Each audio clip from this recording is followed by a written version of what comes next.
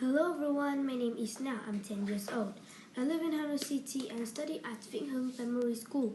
Today I want to read a book, Spider Monkey's Questions.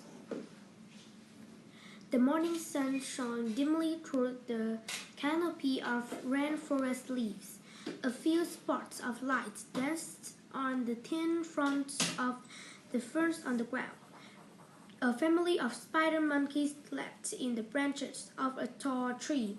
Father rolled over in his sleep and bumped his young son, Terry. "Who bumped me?"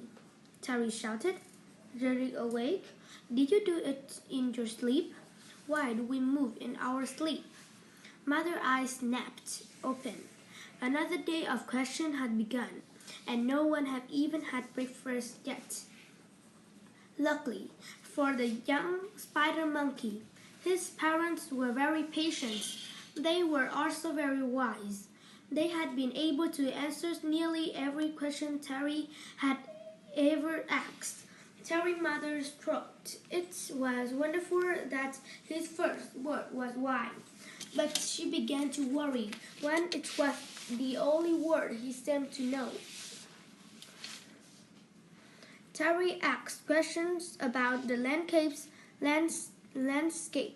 as the family swung through the trees. Why is the sky blue? Why are the hills high? He asked about other animals' leaves when they went to visit friends. Why does jungle have spots? Why do ants live underground? He asked about the tree they live in, why he fell asleep in its branches. Why is it tall? Why does it have leaves? He asked about foods, why the family prepared meals. Why are bananas tasty? Why is corn yellow? Terry's curiosity was truly endless. As Terry grew older, his questions had become more difficult. Then one day, Terry asked questions that his parents could not answer. Why are we called spider monkeys? Terry's parents could have guessed the answers to the questions, but they felt it was time for Terry to figure some things out on his own. They tried to explain why they could not answer Terry's simple questions. His mother took a deep breath and said, "In the days before monkeys could talk with one another, the namer of animals gave every creature a name. Each animal carries its given name until the end of time. Generations after generation of spider monkeys have been called by that name." "But how can I find out where the name came from?" Terry's parents exchanged glances. "Well, Terry," said his father, "there is someone who knows. The namer herself lives in the other world beyond our forest." Terry had heard about the namer before. The animals in the forest had a great respect for her and awe of her mysteries. Terry guessed that the namer must be an incredible being. Terry believed there were reasons for most things in the world. He wanted more than anything to find out what those reasons were. Terry began wondering about the many names of forest animals. Spider monkey was not the strangest. There was iguana, jawa, macaw, and puma. Terry began to think the namer might be a little silly. Terry went to find his friends, Balam Iguana. She was always up for a good adventure. Sometimes she and Terry would figure things out without asking their parents. Balam was very excited by the questions of where names came from. Her parents could only guess where the word iguana came from. Terry and Balam decided to find namer in the other world and asked her where she had gotten their names. This was no small journey for a spider monkey and an iguana, but the reward seemed well worth the trip. After asking their parents' permissions, they were off to the other world to get to the bottom of their curiosity. Terry swung himself through the trees, carrying Balaam on his back. After all, iguanas are not known to be fast on the feet. After swinging his arm for what seemed like days, Terry reached the edge of the trees and Balaam stepped up his back. They could not believe their eyes. Neither had even been outside the forest, and neither of them had even begun to wonder about the other world beyond.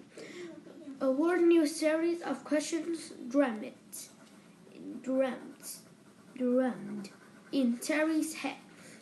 He climbed out of the tree and stared in amazement. There was space here where no trees grew. The sky was huge, bigger than anything. Little green spikes covered the earth. The friends were silent until their eyes scouted on a strange object before them. It was the horn of the namer. The object was smaller than many of the trees in the forest, and it was much less impressive. Terry and Balaam went to their pace of the object. It looked like a lot of branches were stuck together. Terry had seen things like this in the middle of the forest. They were left over from some long ago creatures. Just then, part of the object swung open. A giant monkey with no fur, except on her head, emerged. Terry's questions flew at the creator from the hut. What's that you're wearing? Who are you? Do you name me? Why am I called a spider monkey? Why is Balaam called an iguana? Why are things named Puma and Jowl? Slowly, Spider Monkey, said the namer. First of all, you're called Spider Monkey because the way you climb reminds me of a spider. Oh, said Terry, that makes sense. But what about monkey? Monkey is the name for many kinds of creatures that resemble you, the namer said. Oh, why? Suddenly, the namer got a strange look on her face. She herself did not really know why things were called what they were. It sounded right. She finally replied, That's it? It sounded right? Yes, you looked like a monkey to me, and you, Balaam, looks like an iguana. My favorite name in this rainforest is Lot. I named him with a sneeze. I was allergic to him. The cuckoo named herself because of the sound she made.